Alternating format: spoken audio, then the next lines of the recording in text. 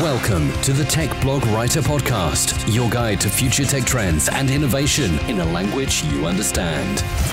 Now, over to your host, Neil Hughes. Welcome back to another episode of the Tech Blog Writer Podcast. Man, do we have a show for you today. It's like tech geek bingo, let me tell you. I mean, we've got smart homes, Internet of Things, tech startup journeys. Today's guest also worked at Nest, Logitech, before going it alone and taking that brave leap from corporate life to start his own tech startup. But he also has a few tales of working alongside the great Tony Fadell, who many of you listening will remember from the days of the Apple iPod. But if you've dipped your toes in the water of transforming your home into a smart home, only to discover that you've got a glorified remote control and a pile of wires and a bridge lying in the corner of the room, questioning, is your life really any better than just simply pressing a switch? I'm hoping that today's guest is going to restore your faith in technology. But I don't want to reveal any spoilers, so let's dive straight in. So buckle up and hold on tight as I beam your ears all the way to the Bay Area so we can speak with Eric Charlton from Noon Home about his tech startup story and the effects that home lighting has on us. So a massive warm welcome to the show. Can you tell the listeners a little about who you are and what you do? Hey, yeah, sure, Neil. Thanks for having me on. I'm Eric Charlton. I'm president and CEO of a company called Noon Home. We make smart lighting products. And I think the key to get to know me a little bit is I'm a product guy. My whole life has been about making products and how do you design and create great products. And I'm thrilled to get to apply my passion to this company here in Silicon Valley. I think you're underselling yourself there, because I think you're so much more than a product guy, because in a previous life, you were also formerly C-suite at Nest and Logitech. So can you tell me a little bit more about that time and the lessons you learned along the way? Yes. So incredible experiences in both companies. I was especially blessed to get to work with the three different types of leaders. I had the cheerleader leader at Logitech, and then the economist who was just about clear, crisp decisions. And I think the great part of Logitech was such a clean culture that it was all about clear, direct communication without emotion, and just a really, really well-run company. When I joined Nest, I got to work with Tony Fadell, the very famous Tony Fadell, great, father of the iPod, which is a very aggressive drive type of leader, and got to experience how you go through explosive growth. How do you have to stay nimble and flexible in those kind of environments? But also from Tony, this relentless commitment to questioning conventional wisdom again and again to find those insights and those opportunities to innovate. So it was a great experience in both companies, very different companies, but both really profoundly affected the way I think about business and how I think about how you run a company. I'm so glad you brought that up, because I was chatting with Guy Kawasaki the other day about what he learned from Steve Jobs, and he said pretty much the same. One of the biggest lessons that he learned was you can't expect your customers to innovate and know what they want, and it was all about questioning that wisdom and that old way of thinking. And that also got me thinking that also now we're living in an age of, customer focus groups where the customer is always right and give the customer more of what they want, which is a complete contrast to innovation, isn't it? Yes, you're going to laugh at me, but I started my career 25 years ago in market research, and I ran segmentations for a lot of companies, including a Philips Mobile Computing Group, which in that day was run by Tony Fadell. And the first time I met him, he said, I don't believe in any of this research stuff. And we built a friendship and a partnership over something that I like to call informed intuition, which is, you can't ask customers what they want, but you can build an intuitive understanding of who they are. And then as you design products and as you think about opportunities and break down the complexities of the challenges those consumers face, you can have a gut feeling for who they are and say, I think this product will sing. But I completely agree with you. You can't ask them what you want. You need to curate and design that experience and then let them use it. So we also deeply believe in field trials. I think the Apple guys and Tony would be a big advocate of that. When you actually put the product in front of them, that feedback's completely viable. But an abstract discussion of the future, I've tried it before too. It just does not pay off. And I guess that also highlights as well, from yours and Tony's point of view there, is how important it is to look at someone that's got maybe an opposite point of view to yourself and learning from them and then finding that middle ground. It's so important, isn't it, for that diversity of thought? Oh, absolutely. And you'll find for a startup culture, it's so important to have that diversity, but also people who can be very calm with very intense challenging and a willingness to go back and forth until you understand that nub, because 95% of the stuff we face, there is a right answer. Sometimes it's just opinion, and that's okay. Then that gets escalated to whoever, gets escalated to the CEO to make a decision. But many times disagreements are because there's not understanding or common ground. And some people don't like that. Other people have a passion for it. And as CEO, my job is to make sure we have a culture that's willing to challenge, but also makes decisions in a timely fashion. So if I see people arguing for too long, then we also have to make decisions and move the ball down the field. So in your time, you must have witnessed the evolution of smart home tech and played a major part in its success. But can you expand a little on how you've seen it grow and actually be embraced by mainstream users? Because that's the key to it all, isn't it, that mainstream adoption? Yes, it is. It's a little bit like wireless technology. I remember when everyone said we're right at the knee of the inflection, and it was decades of it. I remember the Ricochet wireless repeater for the laptops that we used to use back in the day, and then those disappeared. And then now we have wireless everywhere. When I was at Logitech, part of my projects that I was recommending the company pursue was in the smart home space. And at that time, the executive vice president, that's just 8 years ago, said, no effing way we will ever pursue that. I did that 10 years ago at Philips, and it didn't work. And so we had a world where people had tried and the technologies weren't there and the understanding of the opportunity wasn't quite there, to a world where I think people were talking about all these integrated experiences. And Nest had a unique point of view, which is it's not about the integrations. Those products don't exist today, but let's create best of breed products using modern technology. And I think most recently we've begun to see now a real discussion, because there are a number of great products out there, and certainly things like Google Home and Amazon Alexa have changed that, where integration now becomes a really important part of the customer's purchasing decision. And it's gone from this promise and dream of smart home and product technologies that weren't quite there to really beginning. It's just the nub of beginning to deliver on those experiences. I really is now. I mean, I know I do control my lighting from Amazon Alexa, and there's just so many different options there. But you've gone on to launch Noon Home. So can you tell me more about exactly what it is, what makes it different from other solutions, and also why making tech accessible to everyone is so important? Absolutely. So, what excited me about Noon Home is I built a new house a couple of years ago. I have teenage children. And I didn't really understand how important light was and how it affected the people in the home. And building that home and talking to my lighting designer and my architect, it really educated me and informed me not only that it could make your home more beautiful, which is why they were pushing it, but as I did more research, that not only do people perceive the mood of a space, and it can be energizing or depressing and gloomy or romantic based on how you adjust those types of lights around the room, but it actually affects the mood and how you feel in that space. And so as a parent of teenage daughters, 3 of them, sometimes dimming the lights to calm or adjusting the lights to pull people towards the dinner table has been really important to me. And I just thought it was an important space to make those products more available. And did it work? I need some of this for my wife. Absolutely. No, it really is. I'm not kidding. To this day, if there's strong emotions, I'll go around the house and I'll adjust and dim those lights, because that absolutely is calming and soothing. And we've had our customers at Noon Home email us, and actually it was one of my favorite.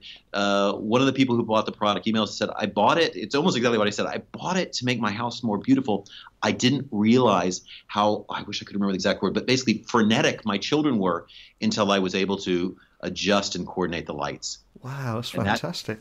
That just warmed my heart. Yeah. And to answer the second part of your question, the way we're different is there are systems that do this today, but they cost $20,000, $30,000, $40,000 to put in your home. So it's really for the elite.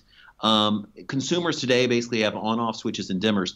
That ability to have special recipes that blend the light and make it rich and beautiful are really only available at very high price points.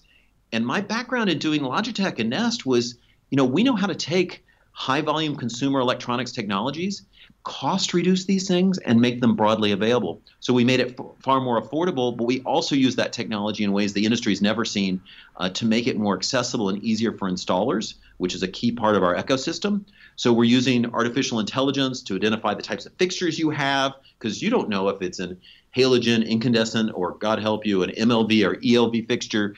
And consumers just don't know, and actually pros hate having to manage that. And we actually worked with one of the top lighting designers in North America to teach us what those recipes are, so we could auto-generate these beautiful lighting scenes for homeowners without having to schedule an expensive lighting designer to come in and coordinate all this and call them back if they didn't quite like the scene. So there might be a few people listening that have dipped their toes in these waters and got a Google Home or an Amazon Echo and want to introduce smart home lighting, but quickly they become baffled by the number of different types of smart bulbs, switches, adapters, or a pile of bridges on the floor just to connect the bloody things. But can you advise how to make sense of it all without making costly mistakes right from the outset? Yes, yeah, and I think unfortunately this is where smart home is just coming of age. When companies make it too complicated for customers, that just kills the category, because either the customer can't make the decision or they do and they feel like they've been misled, or it was more complicated than they want and they walk away from the products. And that is really unfortunate for us as an industry. I'll give a quick couple rules of thumb. Smart bulbs are really good for a few applications. One, if you're living alone, actually it can work pretty well. And if you don't have a lot of fixtures, because actually the costs add up, they multiply as you have a lot of bulbs. So that works when you live alone, because once you put a smart bulb in, your light switch can never be turned off. And you have to have an app on your phone with an account to be able to adjust those lights. So if you have lots of family members running around or guests coming in and out of the house, that becomes really confusing, and we find doesn't work well. And I've had a number of users kind of laugh and go, oh my God, I've lived that. But I will equally say, if you're living alone, it's a nice solution. Or if you just want to do like a back porch light for security and just have an app on your phone to adjust it, works really, really well. The other part of it is there's all these Wi-Fi connected light switches. And it's actually become a kind of a little bit of a ball of a whole lot of different things. What I would tell consumers is, one, make sure it's a dimmer. A number of these are just on-off switches, and I don't think customers realize that, oh my God, it doesn't actually even adjust the dimness of my lights. I just turns them on and off. Each one is just an individual switch replacement. So you need to think about what type of light you're controlling. This is what I got to before. If you have an MLV or an ELV or a halogen or incandescent or fluorescent, there's actually different dimmers for them, and it may not be compatible with your system. Some of these are pretty thick and can maybe not fit in your wall. And of course, finding wattage compatibility. So how much load is on that line? Those are things that I think these smart home companies have made design trade-offs on that are somewhat limited, and they're not really highlighting to the consumer. And I think if the consumer is sophisticated and can understand and digs into those details, they can pick a choice. But in the end, what they're going to have is a Wi-Fi remote-controlled light switch, which can hook into Amazon Alexa and work well, but it's not truly a lighting system. So we've talked about how tech needs to be accessible to everyone for it to be successful. So I've got to ask, I think I know the answer to this, but what do you think about certain companies trying to lock people into entire ecosystems? I mean, doesn't that just create a fragmented landscape that does more harm than good if your Bosch washing machine can't talk to your Tefal toaster? It's just completely fragmented, isn't it? Yeah, it's incredibly frustrating. And I see, having worked in big companies and small companies, I see how it happens. It's natural for a company to build an ecosystem of products with special features that work better together. I see how that happens.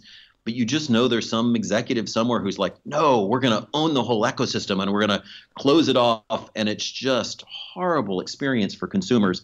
We believe that, there'll end up being 3, maybe 4 major platforms that will connect, and each one of us will have our strengths and weaknesses. And those platforms will have to open up and allow people to share data across them to unlock the best possible experiences. So I suppose another question I must ask really is, where do you begin to tackle the growing importance of data security challenges with Internet of Things products, and especially around the smart home? Yeah, well, we're blessed because we were founded at a time where people were already sensitive to these issues. I'd say, poor companies like Facebook or Google, those issues weren't even on their radar, right? So we were able to embed in our culture early on and understanding that data privacy and data security were critical, that we needed a culture around it that every day talks about it, that and we have very simple rules that we will be transparent with our customers of what we do, and anything that you wouldn't expect a light switch to do has to be highlighted to make sure the customer's aware of it, and then allow opt-in for any sharing or any unusual features. When you buy a product, it should do what you expect it to do. And I think that's fine. I think customers get that. But anytime you do beyond what that expectation is, you need to be really transparent and write it in just human English so people can understand. Absolutely. And we've talked about so many different problems and the fragmented landscape and everything that's wrong with that area. But obviously, you've tried to fix a lot of those wrongs and created this Noon light switch and so many other products. But can you just tell the listeners a little bit more about it so that's going to make them want to read more and check it out? Absolutely. I love it. So, it's kind of my originalist comment that lighting is really important. I think we live in a world, by and large, with bright lights walking around, and we don't really understand how it affects our mood and those around us. I honestly think this is going to become the gluten of the next decade, that people didn't think about how it affected them, and they started to understand that it really had an effect on them and their family and their friends. Lighting affects mood. We can enhance experiences. We can calm emotion. Research even shows you can enhance flavors of food that you serve to your friends and family. So it really has a profound effect. It's not just as simple as on-off, and it's not as simple as dimming and brightening the room. It's actually those recipes of how does a sconce versus a chandelier versus recessed lights, they don't all dim together. They dim at different levels to create this depth and richness, which is like chocolate. And if this hasn't been available to the mass market before, but Noon is focused on making that affordable and really simple to set up and configure, so that it now becomes accessible. And I think that quality of living and that quality of life, we're dedicated to making it available to a much broader market. And how do you see Noon Home evolving over the next few years? And is there anything else that you can share us with about the future of the product? Or I appreciate you can't reveal too much at the moment, but if you have got any teasers or anything that you can share. Sure. I think there's really so much open space in terms of what's going to happen in the home. What people call smart home products today are really 99% of the time Wi-Fi connected products. That smart is just beginning. And I think you're going to see a home in the future that anticipates your needs, does not make decisions for you, because oftentimes, like, imagine a house that turns its lights off because it's trying to save you energy, but you were reading. That doesn't work. But dimly illuminating your path at night, because it knows that you're probably going to the kitchen at 1 a.m. and it knows that path you'll take, dimly illuminating that way in advance proactively for you, those magical experiences will come. And I think in the not so distant future, and Noon is absolutely one of the companies looking very seriously at this, the home can become increasingly aware and understand and help inform you about any anomalies. And specifically, I'm personally really excited about what will happen with the home and what will happen with health.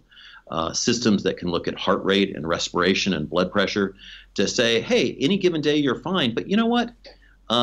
Something unusual is happening with your child, with you. Maybe if you don't get enough sleep at night, that's when we see high blood pressure. That isn't that far off for homes. And at Noon, we've created this lighting system, and we want to be absolutely best of breed lighting system. But if you've noticed and you've seen our product, those switches can pop out. They're actually modular. And once they're wired into the wall, customers could buy additional hardware that could create new experiences for them. And so I'd say, in abstract, Noon is really excited about what truly a smart home can be, and we'll be providing hardware that unlocks and enables those experiences. But right now, be clear, we're focused on delivering an incredible lighting experience. Fantastic. Incredibly exciting times ahead, it sounds like. And you do have an incredibly inspirational story, and I know we're going to have some people listening at various stages of their startup or thinking about making that leap. So if there is anyone listening thinking of leaping into the unknown, can you share your experiences on a personal level around the pros and cons of jumping from that big global brand to starting your own small tech startup? Yes, it's get ready to be scrappy. There is There are no additional resources. This is a job when you go into startup, all about execution. I've always believed that you put 12 smart people in the room, you'll conclude on the same strategy. So if you love reading strategy documents and planning out strategic plans, that's probably a big company. If you enjoy doing that, but then you like really getting your dirt under your fingernails and being super scrappy, there is nothing more rewarding, because what you'll find in a startup as it grows is that the way you have to do your job fundamentally changes every 6 months. And what made you successful for the first 6 months will not make you successful for the next 6 months or the 6 months following that, because you're growing so quickly. And some people find it exhausting. Some people find it, like me, completely exhilarating. So get ready, but have eyes wide open. It is a super intense and relentless challenge, but there are few things in my mind that are as rewarding as going to a startup. Excellent. Well, before I let you go, can I also ask that you remind the listeners of where they can find Noon Home online, maybe buy the product, where it's available, because we do have listeners in a lot of different countries, and equally contact a member of your team if they've got any questions based on our conversation today. Great. I would send them to, please go check out Noon Home, Noon home.com, which is our website, and you can purchase there and learn all about our product. But if you're a Prime member, feel free to go to Amazon.com and buy our products there too. It's free shipping if you're a Prime member. Well, I love your story. I think there's so many value bombs that you've dropped today, but most importantly, there's a lot of problems in that smart space home, but it is very early days yet, and I love how you're doing something different and creating a true smart home in every sense of the word. So a big thank you for coming on and sharing your story today. And thank you, Neil. Thanks for having me on. I love the point Eric made that light is the new gluten. A few years ago, many people just kind of put up with the effects that a diet that included gluten was having on their body. But now, of course, we know the effects and we can avoid it and do something about it. So in 5 years from now, I wonder, will we see how lighting truly affected our well-being? I remember a few years ago working in an office with artificial lighting and no windows for 8 hours a day. And I never saw daylight for 4 months of the year. And I can tell you, it did make me feel pretty miserable. So maybe he's got a point. And I also read a great quote from Eric online recently where he said, "The right light does wonders for your wellness. Just ask your plants." So it's a great point. And at the moment, the reality is professional lighting in your home costs a king's ransom. And many of the products on the market that claim to turn your home into a smart home are actually doing quite the opposite.